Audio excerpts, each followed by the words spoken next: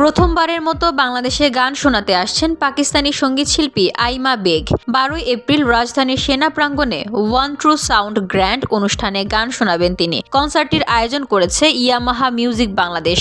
সম্প্রতি এক ফেসবুক পোস্টের মাধ্যমে আয়োজক প্রতিষ্ঠান আইমার কনসার্টের বিষয়টি নিশ্চিত করেছে। ইয়ামাহা মিউজিকের জ্যেষ্ঠ নির্বাহী আল শাহরিয়ার গণমাধ্যমকে বলেন, ওয়ান ট্রু সাউন্ডের ব্যানারে দেশের শিল্পীদের নিয়ে আমরা নিয়মিতই কনসার্টের আয়োজন করে থাকি। এবার আয়োজনটি আরও বড় পরিসরে করছি। আইমার সঙ্গে বাংলাদেশের জনপ্রিয় কজন সঙ্গীত শিল্পী যুক্ত হবেন। শীঘ্রই টিকেটের বিস্তারিত সহ সব জানানো হবে।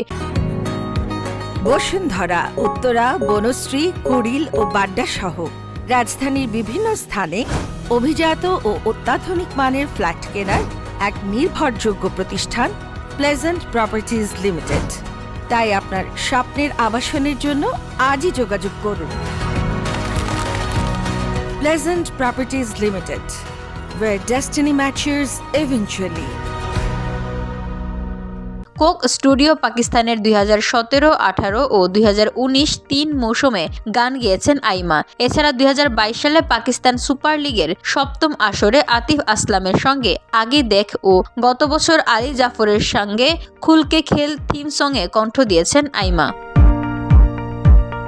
VOD Bangla news desk.